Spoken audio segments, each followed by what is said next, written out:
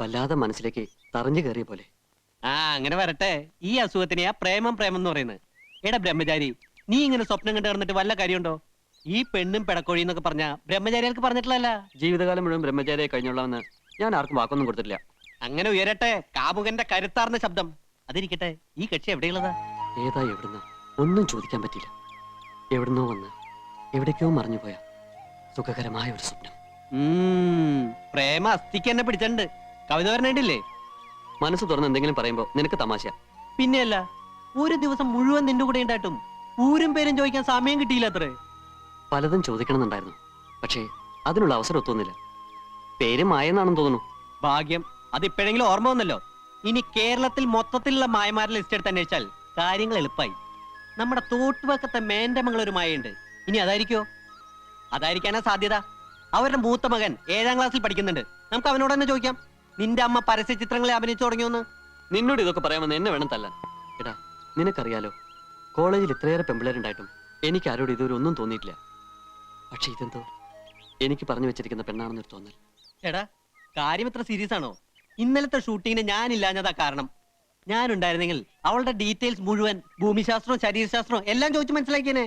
പിന്നെ നിന്നോടല്ലേ അവള് പറയാൻ പോവല്ലേ? നമുക്ക് ആ ഡയറക്ടർ ഒന്ന് ചെന്ന് കണ്ടാലോ? അയാൾക്ക് ചിലപ്പോൾ അഡ്രസ് അറിയായിരിക്കും. എങ്ങനെയാണേലും വേണ്ടില്ല, ഒന്നുകൂടി അവളൊന്ന് കാണാൻ കഴിഞ്ഞാൽ മതിയായിരുന്നു.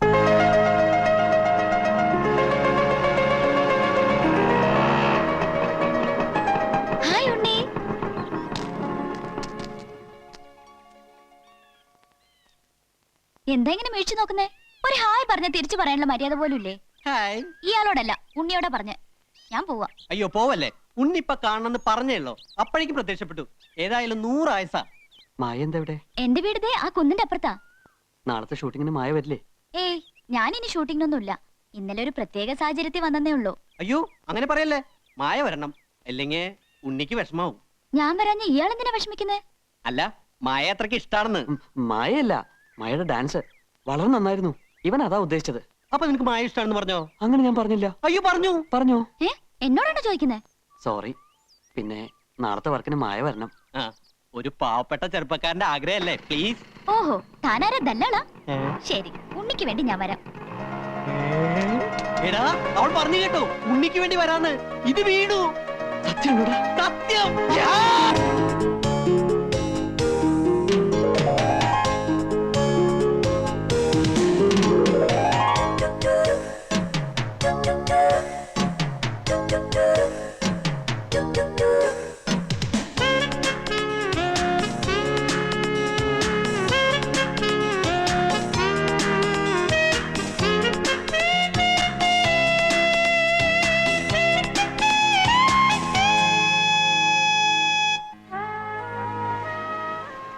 മായ, നമ്മൾ എത്ര പെട്ടെന്ന് അടുത്തത്.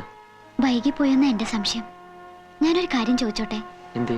ഉണ്ണിക്ക് എന്നോട് എത്രത്തോളം സ്നേഹമുണ്ട്? ഒരുപാട് ഒരുപാട്. ഈ കടലിനോളം? അതിലും കൂടുതൽ. എന്തേ, വിശ്വാസക്കുറവുണ്ടോ? ഉണ്ണി എനിക്ക് വിശ്വാസ. പക്ഷേ ബ്രഹ്മചര്യം ലംഘിക്കാൻ പാടില്ലെന്ന കോലോത്ത നിയമം. പ്രശ്നങ്ങളുണ്ടാവും. എല്ലാം നേരിടാൻ മായ തയ്യാറാണോ? ഉണ്ണിക്ക് വേണ്ടി എന്തിനും ഞാൻ തയ്യാറാ. മരിക്കാനാണെങ്കിലോ? മരിക്കാനും. ചുമ്മാ സ്റ്റൈല് പറയല്ലേ. ഞാൻ പറഞ്ഞത് സത്യ. എങ്കിൽ എനിക്ക് വേണ്ടി ഇപ്പൊ ഒന്ന് മരിക്കാമോ? ഉണ്ണിയുടെ ആഗ്രഹം അതാണെങ്കിൽ മരിക്കാലോ. പറഞ്ഞോളൂ, എങ്ങനെയാ ഞാൻ മരിക്കേണ്ടത്?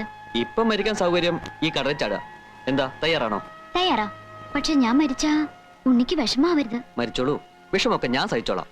എന്നിട്ട് നിന്റെ ഓർമ്മയ്ക്കായി ഒരു താജ്മഹൽ ഞാനും പണിയിച്ചേക്കാം. പോരെ? ഞാൻ മരിക്കും. ഓ പിന്നെ, പാച പഠിക്കാതെ മരിച്ചു കാണിക്കും. ശരി, ഞാൻ മരിച്ചു കാണാൻ അത്രയ്ക്ക് ഇഷ്ടാണല്ലേ? എന്നാ കണ്ടോ. എവിടം വരെ പോകുമെന്ന് അറിയാലോ.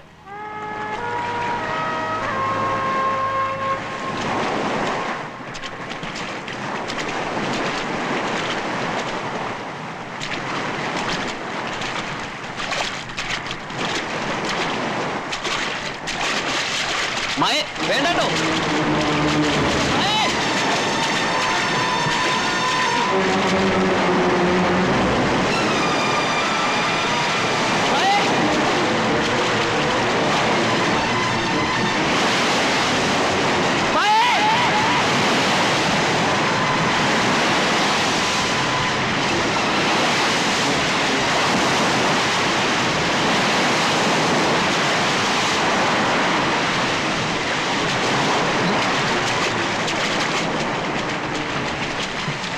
മായേ മായേ മായേ എന്താ ഇത്? ഞാനൊരു തമാശ പറഞ്ഞല്ലേ? ഞാൻ ഉണ്ണിയോട് സത്യ പറഞ്ഞത്. ഐ ലവ് യു ഉണ്ണി. എന്താ ഭഗവതി ഈ കേക്കണേ? പ്രേമെന്നോ? കൊല്ലും നിന്നെ ഞാൻ. ആവശ്യത്തിലേറെ ലാളിച്ച് വഷളാക്കിയതിന്റെ കുഴപ്പമായി കാണണേ. ഞാനിവിടെ 46 വയസ്സ് കഴിഞ്ഞ് നിൽക്കാൻ തുടങ്ങിയിട്ട് കാലം കുറയായി. എന്നിട്ട് ഇങ്ങനൊരു ചിന്ത എനിക്ക് വന്നിട്ടില്ല. മോഹങ്ങളൊക്കെ അടക്കി ഒതുക്കി ചുരുട്ടി മനസ്സിൽ വെച്ചോണ്ട് നടക്കാ ഞാൻ. എന്തിനാ? ജീവനെ പേടിച്ചിട്ട്. ഇവിടത്തെ പുരുഷന്മാര് ബ്രഹ്മചര്യം തെറ്റിച്ച എന്തൊക്കെ ദുരന്തങ്ങളാ ഉണ്ടാവാന്ന് നിനക്കറിയോ? ഇക്കാലത്ത് ഇതൊക്കെ പറഞ്ഞ ആരെങ്കിലും വിശ്വസിക്കോ? ഒക്കെ വെറും അന്ധവിശ്വാസങ്ങളാ. നിന്റെ പ്രായത്തിൽ ഞാനും ഇതൊക്കെ തന്നെ പറഞ്ഞത്. മീനാക്ഷിയെ വെറുതെ ഒന്ന് നോക്കിയതിന് ഞാൻ അനുഭവിച്ച കഷ്ടപ്പാടുകൾ എന്തെന്ന് എനിക്കല്ലേ അറിയൂ. അമ്മാവൻ എന്തൊക്കെ പറഞ്ഞാലും ശരി, എനിക്ക് അവളെ വിവാഹം കഴിച്ചേ വെക്കൂ. നീ ഇത് എന്നോട് പറഞ്ഞത് പറഞ്ഞു. ഇതെങ്ങാനും മുത്തശ്ശി അറിഞ്ഞാൽ എന്താ ഉണ്ടാവാന്ന് നിനക്കറിയോ? അതുകൊണ്ട് പ്രേമം വല്ലാതെ മൂത്ത് കഴിയുമ്പോ നല്ല തണുത്ത വെള്ളം തലയിലൊഴിച്ച് സഹസ്രനാമകീർത്തനവും ചൊല്ലി കമഴ്ന്ന് കിടന്ന് ഹര ഹരോ ഹര ഹര എന്നാണ് പറഞ്ഞാ മതി. ഇത് തന്നെയാണ് ഞാനും ചെയ്തിരുന്നത്. അമ്മാവൻ മുത്തശ്ശിയോട് ഒന്ന് പറഞ്ഞു നോക്കൂ. നല്ല ശേലായി. ഈ നാട്ടിലെ മുഴുവൻ പുരുഷന്മാരെയും എങ്ങനെയാ ബ്രഹ്മചാരികളാക്കണ്ടേന്ന് ആലോചിക്കാൻ മുത്തശ്ശി. അതിന്റെ ഇടയിലാണ് വിവാഹം എന്ന് പറഞ്ഞ് നീ അങ്ങോട്ട് ചെല്ലണേ. കൊഴപ്പായി ദേവരുന്നു. ആർക്കായുടെ മംഗല്യം വേണ്ടത്? രാമോർമ്മയ്ക്കാണോടാ? എനിക്കല്ല. പോലോത്ത ആണുങ്ങളുടെ മൂത്തവൻ നീയല്ലേ? നീയൊക്കെ വേണ്ടെന്ന് വെച്ച മംഗല്യം പിന്നെ ഇവിടെ ആർക്കാ വേണ്ടത്? ഞാനായിട്ട് അത് പറയണില്ല. വേണ്ടപ്പെട്ട ആൾ ഇവിടെ ഉണ്ട്. ആരെ? ഉണ്ണിക്കുട്ടനോ? എന്താ നീ ഒന്നും മിണ്ടാത്ത? കുട്ടികളല്ലേ, ഈ പ്രായത്തിൽ ഉണ്ടാവണ ചെറിയൊരു മോഹം നമ്മുടെ ഉണ്ണിക്കുട്ടനും തോന്നി. പക്ഷേ കാര്യങ്ങളുടെ ഗൗരവം ഞാൻ പറഞ്ഞ് മനസ്സിലാക്കിയപ്പോ എല്ലാം തെറ്റായി എന്ന് തോന്നിയിട്ടുണ്ട്. തെറ്റു പറ്റിയതൊക്കെ ഇവിടെ ഉള്ളവർക്കാ. ഏതോ ദുർമന്ത്രവാദിയുടെ വാക്ക് കേട്ട് വേണ്ടാത്ത വെട്ടിത്തരങ്ങൾ ചെയ്യാം. ഞാനൊരു പെൺകുട്ടിയെ സ്നേഹിച്ച് വാക്ക് കൊടുത്തുപോയി. ഇവിടെ ആരും ഞങ്ങളുടെ വിവാഹത്തിന് സമ്മതിച്ചില്ലെങ്കിൽ നാളെ തന്നെ ഞാൻ ഇവിടെ രജിസ്റ്ററിംഗ് കൊണ്ടുവരും. ഉണ്ണിക്കുട്ട, ആരോടാ എന്താ സംസാരിക്കണമെന്ന് അറിയോ? നീ സംബന്ധം കഴിച്ചാൽ നിനക്ക് മാത്രല്ല ഇവിടെയുള്ള എല്ലാ പുരുഷന്മാർക്കും അപകട. കോലോത്ത് വീണ്ടും ദുർമരണങ്ങൾ ഉണ്ടാവും. പോലോത്ത ആചാരങ്ങളും അനുഷ്ഠാനങ്ങളും ലംഘിച്ചാൽ കടുത്ത ശിക്ഷയായിരിക്കും കിട്ടുക. പിന്നെ ഉണ്ണിയുടെ സ്ഥാനം പടിക്ക് പുറത്ത്. എന്നെ പടിയടിച്ച് പിണ്ടം വെച്ചാലും ഞാൻ അവളുമായി ഈ നാട്ടിൽ തന്നെ ജീവിക്കും. ഈ കോലത്ത് ഞാൻ കാരണം ദുർമരണങ്ങൾ നടക്കുന്നുണ്ടോന്ന് എനിക്കൂടെ അറിയണല്ലോ. ഇല്ല, നിനക്ക് എന്തോ ബാധ കയറിയിരിക്കുകയാണ്. ഇല്ലെങ്കിൽ എന്റെ ഉണ്ണി ഇങ്ങനൊന്നും പറയില്ല. ആരോ മോഹിപ്പിച്ച് എന്റെ ഉണ്ണിയെ മയക്കിയിരിക്കണു. വേണ്ട, ഇനി ദുർമരണങ്ങൾ കാണാനുള്ള ശക്തി എനിക്കില്ല. പണിക്കരെ, എന്തെങ്കിലും ധിക്കാരം കാണിക്കുന്നതിന് മുമ്പ് എന്റെ ഉണ്ണിയെ മുറിക്കകത്ത് അടച്ചിടുക. കുറച്ചു ദിവസം പുറത്തൊന്നും പോണ്ട. എനിക്ക് എന്റെ കുട്ടിയുടെ ജീവനാ വലുത്. വേണ്ട, എന്റെ ആഗ്രഹം സാധിച്ചു തരാത്ത മുത്തശ്ശിയും വീടും ഒന്നും എനിക്ക് വേണ്ട. നീ എന്താ പറഞ്ഞത്? ഞാൻ പോവാ. ഉണ്ണി, അവിടെ നിൽക്കാനാ പറഞ്ഞത്. ഉണ്ണി,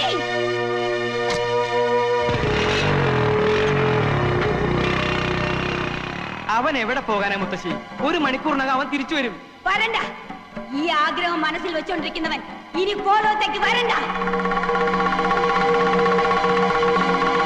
ഞാൻ ഇങ്ങോട്ട് വന്നിട്ട് നേരം കുറെ ആയേ ത്രേസ്യ. ഇനി അങ്ങോട്ട് പോട്ടെ. അങ്ങനെ ഇപ്പൊ പോവേണ്ട കേട്ടാ. കുറച്ചു നേരം കൂടി ഇരുന്നിട്ട് പോയാ മതിയെന്ന്. അയ്യോ, ഞാൻ ഇവിടെ ഇരുന്നിട്ട് ഒരു പ്രയോജനവും ഇല്ല. മേപ്പാടൻ എന്ത് പറഞ്ഞാലും നിങ്ങളുടെ ഒരു മേപ്പാടൻ. അയാളെ എന്റെ കയ്യിലോട്ടൊന്ന് കിട്ടട്ടും. അയ്യാക്കട ഒരു ദുർഗന്ധവാദം. ആരാണ്ട് വരുന്നു. അങ്ങ് അകാലം അല്ല ത്രികാല ജ്ഞാനിയല്ലേ സ്വാമി? ശരണം ശരണം പൊന്നയ്യപ്പ സ്വാമി. അല്ലാതെ ശരണമില്ല സ്വാമി. ശരണം. രക്ഷിക്കണം. എന്റെ ഉണ്ണി ഈ കുടുംബത്തിന്റെ അന്തകനായി മാറാൻ പോണു. അവന് വിവാഹം കഴിക്കണമെന്ന് ഏതോ ഒരു പെണ്ണുമായി അവന് പ്രേമമാണെന്ന്. ഈ കുടുംബത്തിലെ പുരുഷന്മാർക്ക് ഈ ജന്മത്ത് സ്ത്രീ സുഖം പാടില്ലെന്ന് അറിയാലോ. എന്റെ മോന്റെ മനസ്സ് മാറ്റാൻ എന്തെങ്കിലും ഉപദേശിക്കണം. ഒന്നും മനസ്സിലാവുന്നില്ല. മനസ്സ് മാറ്റിത്തരാൻ ശ്രമിക്കാമെന്ന് അദ്ദേഹം പറയുകയായിരുന്നു. മാത്രമല്ല, ഈ കോലോത്തെ ആണുങ്ങൾക്ക് വിവാഹം കഴിക്കാൻ കഴിയുന്ന തരത്തിൽ ഒരു വിശേഷാൽ പൂജ നടത്തി തരാനും അദ്ദേഹത്തിന് ഉദ്ദേശമുണ്ട്. എന്ത് പൂജ നടത്തിയാലും അത് ശരിയാവില്ല സ്വാമി. കർമ്മികളിൽ വെച്ച് കർമ്മിയായ മേപ്പാടിന് പോലും ഈ കുടുംബത്തെ ബാധിച്ചിരിക്കുന്ന ദുരാത്മാവിനെ പേടിയാ. അത്രയ്ക്ക് ഭയങ്കര അവള്. അതിനേക്കാൾ ഭയങ്കരിയ എന്റെ കുട്ടിയെ മയക്കി വശത്താക്കി അവൾ. ഇവിടത്തെ കുട്ടികളെ വശത്താക്കി കുടുംബം നശിപ്പിക്കാൻ വരുന്നവളെ ഈ ഭൂമിയിൽ ഞാൻ വെച്ചേക്കില്ല. മുത്തശ്ശി, ഉണ്ണിയേട്ടന്റെ ബൈക്ക് ആക്സിഡന്റ് ആയി. ഏട്ടനെ ഹോസ്പിറ്റലിൽ അഡ്മിറ്റ് ചെയ്യിക്കണമെന്ന് ഫോൺ വന്നു. എന്റെ ഉണ്ണി കേട്ടോ സ്വാമി, മനസ്സിലായിരുന്നത് തോന്നിയതേ ഉള്ളൂ. അപ്പൊ തന്നെ അപകടം വന്നു. എന്റെ ഈശ്വര, എന്റെ ഉണ്ണിക്കൊന്നും വരുത്തരുതേ. എന്റെ ഉണ്ണി ഈശോയെ, ഇത് എന്നാ പരീക്ഷണമാണ്.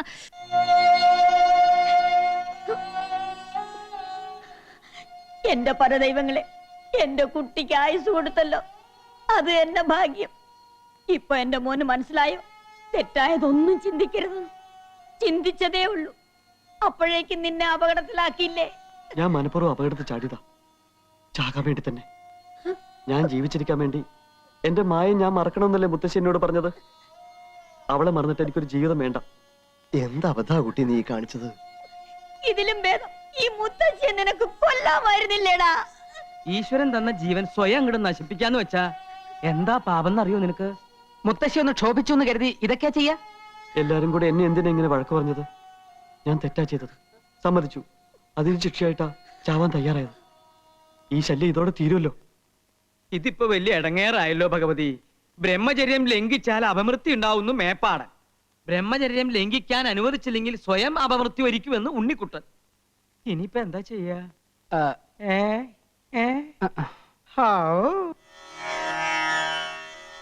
ഇന്ദ്രായ സുരഥിപതേ വജ്രഹസ്തായ സൂര്യപാർഷദേ നമഃ.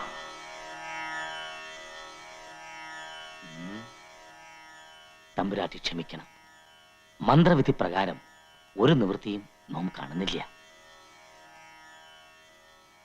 ഈ വിഷയത്തിൽ പിന്നെ ആകെയുള്ള പരിഹാരം ഒന്നേ ഉള്ളൂ. ഉണ്ണിക്ക് അത്രയ്ക്കങ്ങട് നിർബന്ധാച്ചാ വിവാഹമാകാം ദേവി. പക്ഷേ വിവാഹം കഴിഞ്ഞാലും ബ്രഹ്മചര്യം കാത്തു സൂക്ഷിക്കണം. ചുരുക്കി അങ്ങോട്ട് പറഞ്ഞാല് സ്ത്രീ സുഖം അനുഭവിക്കാൻ പാടില്ല. ആ കുട്ടി അത് ലംഘിക്കില്ല എന്ന് തമ്പുരാട്ടിക്ക് ഉറപ്പുണ്ടെങ്കിൽ വിവാഹത്തിന് അനുവാദം കൊടുക്കാം. അയ്യോ, അത് അവര് തീരുമാനിക്കേണ്ടതല്ലേ, മുത്തശ്ശിക്ക് എങ്ങനെ ഉറപ്പ് വരാൻ പറ്റുക? അതാ പറഞ്ഞത്, വിവാഹം പാടില്ല എന്ന്. മേപ്പാടം പറഞ്ഞതിന്റെ അർത്ഥം ഇപ്പൊ നിനക്ക് പിടികിട്ടിയ? പേരിനൊരു വിവാഹവും കഴിച്ച് പെണ്ണിനെയും കെട്ടി എഴുന്നള്ളിച്ച് വേണമെങ്കിൽ നടന്നോ. ഇവിടെ ആർക്കും ഒരു വിരോധവും ഇല്ല. വേണ്ട ഉണ്ണി, വിവാഹം കഴിച്ചില്ലെങ്കിൽ കഴിച്ചില്ലെന്നേ ഉള്ളൂ. പട്ടിണി കിടക്കുന്നവന്റെ മുമ്പിൽ പാൽപ്പായസം കൊണ്ടുവച്ചിട്ട് അത് കഴിക്കാൻ പാടില്ല, വേണമെങ്കിൽ നോക്കിക്കൊണ്ടിരുന്നു എന്ന് പറഞ്ഞാല് അതിന്റെ വിഷമം ഭയങ്കര. എന്താ ആ വിഷമം നിനക്ക് ഏതാണ്ട് ഉള്ളത് പോലെയാണല്ലോ നിന്റെ സംസാരം. ഞാനൊരു പഴഞ്ചൊല്ലി പറഞ്ഞല്ലേ, ബ്രഹ്മചാരികളായ നമുക്ക് ഇതിന്റെ വിഷമം നന്നായിട്ട് അറിയാമല്ലോ, പ്രത്യേകിച്ചും എനിക്ക്. എന്റെ ആവേശാനന്ദ സ്വാമി ഇതൊക്കെ ആലോചിക്കുമ്പോ എന്റെ നെഞ്ചത്ത് തീ ആളിക്കത്തുക. തീ ആളിക്കത്താൻ നിന്റെ നെഞ്ചിൽ എന്താ പെട്രോൾ ടാങ്കാ കെട്ടി വെച്ചിരിക്കുന്നത്? എടാ, ആണുങ്ങളായ കുറച്ചൊക്കെ മനസ്സിനൊരു സംയമനം വേണം. ഒരു സുന്ദരിയായ പെണ്ണിനെ വിവാഹം കഴിച്ച് ബ്രഹ്മചര്യം തെറ്റിക്കാതെ സംയമനം പാലിച്ച് ഞാൻ വേണമെങ്കിൽ കാണിച്ചു തരാം. അതൊന്നും അമ്മാവനെ കൊണ്ട് സാധിക്കില്ല. ഞാൻ കെട്ടി കാണിച്ചു തരാം. നടക്കില്ല. ആര് പറഞ്ഞു? ഞാൻ കാണിച്ചു. എന്താ രാമ? അല്ല, ഞാൻ ഈ കുട്ടിയോട് പറയായിരുന്നു എന്തിനാ ഇപ്പോഴും ഇങ്ങനെ വിവാഹത്തെ പറ്റി ചിന്തിച്ച് മനസ്സിന്റെ കൺട്രോൾ കളയുന്നു. അതല്ലല്ലോ അമ്മ പറഞ്ഞത്, വേണമെങ്കിൽ കെട്ടി കാണിച്ച് കൺട്രോൾ. അത് തന്നെയാ ഞാൻ പറഞ്ഞത്. പിന്നെ വേറെ എന്തെങ്കിലും പറഞ്ഞോണ്ടൊന്നും എനിക്ക് ഓർമ്മയില്ല. നോക്കേ, കാര്യങ്ങളൊക്കെ ഉണ്ണി അറിഞ്ഞല്ലോ. നിന്റെ സങ്കടം കണ്ട് മുത്തശ്ശി മേപ്പാടിനോട് സംസാരിച്ചു. പക്ഷേ ഒരു നിവൃത്തിയില്ല കുട്ടിയെ. മായയെ സ്വന്താക്കാൻ വേണ്ടി എന്ത് ത്യാഗം ചെയ്യാനും ഞാൻ തയ്യാറാ. വിവാഹം കഴിഞ്ഞാലും ഞാൻ ബ്രഹ്മചാരിയായിട്ട് ഇരുന്നാ പോരെ? ബ്രഹ്മചര്യം എന്ന് പറഞ്ഞാ എന്താ അർത്ഥം എന്ന് അറിയോ നിനക്ക്? എല്ലാ അർത്ഥവും എനിക്കറിയാം മുത്തശ്ശി. വേറൊന്നും വേണ്ട. ജീവിതകാലം മുഴുവൻ അവൾ എൻ്റെ അടുത്ത് ഉണ്ടാവുമല്ലോ, അത് മതി. ഞങ്ങളുടെ വിവാഹം മുത്തശ്ശി നടത്തി തരണം. എന്താ സാവിത്രി ഇവനീ പറയണേ? നീ ഒന്ന് പറഞ്ഞു മനസ്സിലാക്കുക. പേരിനൊരു മംഗലം കഴിച്ചോണ്ട് എന്താ പ്രയോജനം? മോൻ സമ്മതിച്ചാൽ തന്നെ ഇങ്ങനൊരു വിവാഹത്തിന് ഏതെങ്കിലും പെൺകുട്ടി തയ്യാറാവോ? ഭാര്യയാകുക, പിന്നെ അമ്മയാകുക, മുത്തശ്ശിയാകുക, ഇതൊക്കെ എല്ലാ പെൺകുട്ടികളും ആഗ്രഹിക്കുന്നതാ. അതൊക്കെ വേണ്ടെന്ന് വെച്ച് നിന്റെ കൂടെ ജീവിക്കാൻ ആ കുട്ടി തയ്യാറാവോ? തയ്യാറാകും.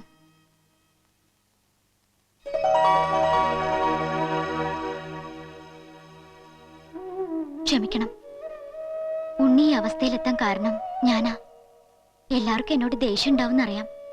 സാരില്ല, ഉണ്ണിയെ കാണാൻ വേണ്ടി കുറച്ചേരം ഞാൻ പുറത്ത് നിൽക്കണോ? മുത്തശ്ശി പറഞ്ഞതൊക്കെ ഞാൻ കേട്ടു. എല്ലാം അറിഞ്ഞോണ്ട് തന്നെ ഉണ്ണിയോടൊപ്പം ജീവിക്കാൻ ഞാൻ തയ്യാറാ. ഇത് ത്യാഗമൊന്നുമല്ല, സ്നേഹ. മുത്തശ്ശി പറയണതൊക്കെ ഞാൻ അനുസരിക്കാം. തറവാടിന്റെ രക്ഷയ്ക്ക് വേണ്ടി, ഉണ്ണിയുടെ ഭാര്യയാകാൻ വേണ്ടി ജീവിതകാലം മുഴുവൻ ഞാൻ അമ്മയാകാതിരിക്കാം. ബ്രഹ്മചര്യം കാത്തു സൂക്ഷിക്കാം. പക്ഷേ ഞങ്ങളോട് അകന്നു പോകാൻ മാത്രം മുത്തശ്ശി പറയരുത്. ഇനിയും മുത്തശ്ശിക്ക് സമ്മതിച്ചൂടെ? മോളുടെ പേരെന്താ? മായ. മായമോളി പറഞ്ഞതൊക്കെ സത്യമാണോ? സത്യമാണെങ്കിൽ തന്നെ മോളുടെ വീട്ടുകാർ ഇതിന് സമ്മതിക്കോ? എന്റെ ആഗ്രഹത്തിനെതിരായി വീട്ടിലൊന്നും പറയില്ല. നീ ഞങ്ങളെ തോൽപ്പിച്ച് കളഞ്ഞിരിക്കുന്ന കുട്ടിയെ. നിങ്ങളുടെ സ്നേഹം മനസ്സിലാക്കാൻ ഈ മുത്തശ്ശിക്ക് കഴിഞ്ഞില്ല. എല്ലാം ഇനി ഈശ്വര കൽപ്പിതം പോലെ വരട്ടെ. രാമ, ഉടനെ എന്നെ ഈ കുട്ടിയുടെ കാരണവന്മാരെ കണ്ട് സംസാരിച്ച് കാര്യങ്ങൾ തീരുമാനിച്ചോളൂ. നിന്നെ ഇത് തന്നെയാണോ വീടെന്ന് എനിക്ക് ബലമായ സംശയം. ആൽത്തറ കഴിഞ്ഞ് ഇടതുവശത്തെ മൂന്നാമത്തെ വീടെന്നല്ലേ പറഞ്ഞേ? അതെ. ഇതിനു മുമ്പ് നീ വേറെ മൂന്നാമത്തെ വീട് കണ്ടാ? ഇല്ല, അതാ പറഞ്ഞത് ഇത് തന്നെയാണ് വീടെന്ന് എനിക്ക് ബലമായ വിശ്വാസം ഉണ്ടെന്ന്. ഓ ഈ പൊട്ടൻ എന്ന് പറയുന്നത് കമ്പും മുഴയൊന്നല്ല, ഇവൻ തന്നെ. ഇവിടെ ആരുമില്ലേ? ഞങ്ങള് ഉണ്ണിയുടെ വീട്ടിൽ നിന്ന് വരിക. ഞാൻ ഉണ്ണിയുടെ അമ്മാവൻ, ഇയാൾ ഉണ്ണിയുടെ ചേട്ടൻ. നമ്മളാരാ? നമ്മളാരാണെന്നല്ലേ ഇപ്പൊ പറഞ്ഞത്? അതല്ല, ഇദ്ദേഹം ആരാണെന്ന്. ഞാനോ?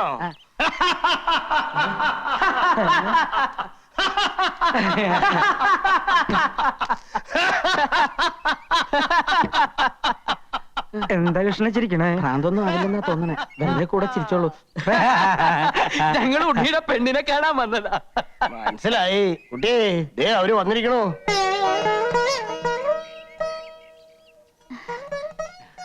ആവൂ, ഇപ്പഴാ സമാധാനായി. മുത്തശ്ശനാ, അനുഗ്രഹവും അനുവാദമൊക്കെ വാങ്ങാൻ എനിക്ക് വേറെ ആരുമില്ല. കുട്ടിയുടെ ആഗ്രഹങ്ങൾ പൂർത്തീകരിച്ച് കാണുന്നതിൽ എനിക്ക് സന്തോഷമേ ഉള്ളൂ. വർഷങ്ങളോളം നിലനിന്നിരുന്ന ആചാരം തെറ്റിച്ചോണ്ടാ ഈ വിവാഹം നടക്കാൻ പോണേ. അതുകൊണ്ട് വിധിപ്രകാരമുള്ള കർമ്മങ്ങളൊന്നും ഇല്ലാതെ രജിസ്റ്റർ ഓഫീസിൽ വെച്ച് നടത്താന്നാ വിചാരിക്കണേ. എനിക്ക് യാതൊരു വിരോധമില്ല. അങ്ങനെയെങ്കില് ഏറ്റവും അടുത്ത ദിവസം തന്നെ ഇവരുടെ വിവാഹം അങ്ങോട്ട് നടത്തിക്കളയാം.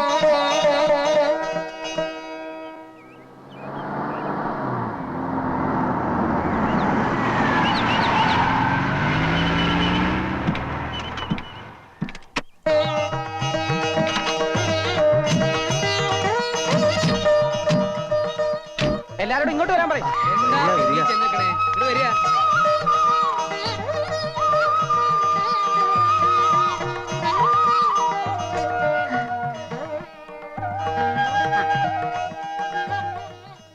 ആദ്യം സ്വാമികളുടെ അനുഗ്രഹം വാങ്ങിക്കൊള്ളൂ.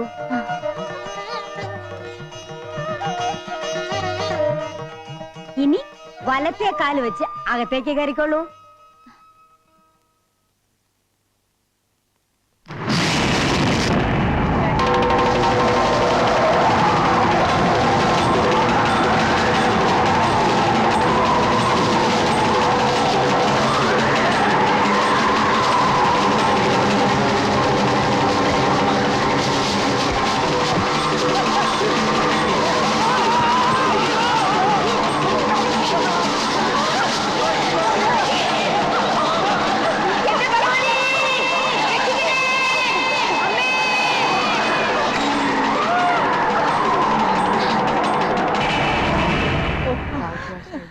ആചാരങ്ങൾ തെറ്റിച്ചതിന്റെ ശിക്ഷയാണോ?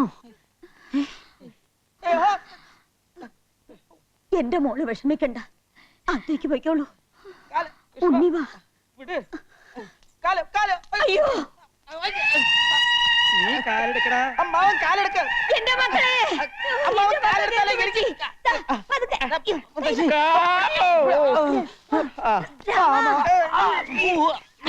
എന്റെ ഭഗവതി, എന്താ ഇത്?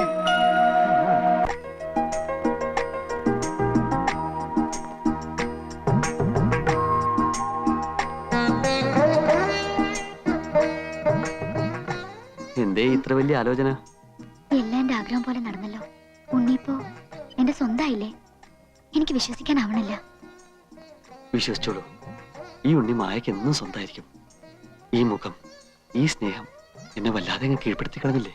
ഇനി നമ്മൾ മരണം കൊണ്ടേ അകലുകയുള്ളൂ. അടുത്ത ജന്മത്തിലും ഉണ്ണി എന്റേതായിരിക്കണമെന്ന് എന്റെ പ്രാർത്ഥന. കൈവിട. തൊട്ടുള്ള കളിയൊന്നും വേണ്ട മക്കളെ. നിങ്ങൾ മുത്തശ്ശിക്ക് കൊടുത്ത വാക്കൊന്നും ഇവിടെ ആരും മറന്നിട്ടില്ല. വിവാഹം കഴിഞ്ഞതിന് ശേഷം എല്ലാവരുടെയും കണ്ണു വെട്ടിച്ച് ഇവിടെ എന്തും ആകാമെന്നാണ് നിങ്ങളുടെ വിചാരമെങ്കിൽ ആ പൂതി അങ്ങോട്ട് മനസ്സിൽ വെച്ചാൽ മതി. ഇന്ന് മുതൽ നീ ബ്രഹ്മചര്യം തെറ്റിക്കുന്നുണ്ടോ നോക്കാൻ മുത്തശ്ശി എന്നെ ചുമതലപ്പെടുത്തിയിരിക്കുക. അതുകൊണ്ട് രഹസ്യമായിട്ട് നിങ്ങൾ എന്തെങ്കിലും കുരുത്തക്കേട് കാണിക്കാൻ ഒരുങ്ങിയാല് അപ്പൊ ഞാൻ അതിന് നടുക്കൊന്ന് വീഴും. എന്ന് വെച്ചാ ഒന്നും ഞാൻ സമ്മതിക്കില്ല. കുട്ടി, ഇന്ന് മുതൽ ഈ മുറിയാണ് കുട്ടിയുടെ കിടപ്പറ. പേടിക്കണ്ട, ഉണ്ണി തൊട്ടടുത്ത മുറിയിലുണ്ട്, അതിന്റെ അടുത്ത മുറിയിൽ ഞാനുണ്ട്, അതിന്റെ അപ്പുറത്തെ മുറിയിൽ മുത്തശ്ശിണ്ട്. എന്ന് വെച്ചാൽ നേരം വെളുക്കുന്നവരെ ഈ വരാന്തേല് ആളുകളുണ്ട് എന്ന് അർത്ഥം. എന്തിനാ ഉണ്ണി ഇങ്ങനെ വെറുതെ നോക്കി വെള്ളം ഇറക്കണേ? ഇതിന് ഒരുങ്ങുമ്പോ തന്നെ ഞാൻ എല്ലാം പറഞ്ഞതല്ലേ. വാ വാ, നിന്റെ മുറി ഞാൻ ഒരുക്കിയിട്ടുള്ള കുട്ടാ.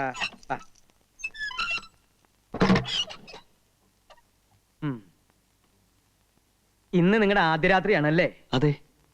മുത്തശ്ശി എന്തൊക്കെ ചുമതലകൾ എന്നെ ഏൽപ്പിച്ചാലും എന്നിലൊരു മനുഷ്യനുണ്ട്. അതുകൊണ്ടൊരു കാര്യം ചെയ്യ്. ധൈര്യമായി രാമനാമം ജപിച്ച് കമന്ന് അങ്ങോട്ട് കിടന്ന് ഉറങ്ങ. ദാഹത്തിന് ഒരു കുപ്പി വെള്ളം എടുത്തു വെച്ചോ.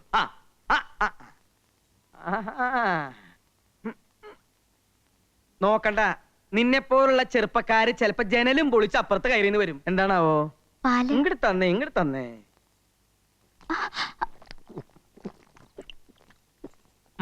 പഴിവെക്ക്. ഇനി കുട്ടി ധൈര്യമായിട്ട് കിടന്നുറങ്ങിക്കോളൂ. Good night. അമ്മാവാ, മിരിച്ചു നിൽക്കാണ്ട് പോയി കിടന്നുറങ്ങണ.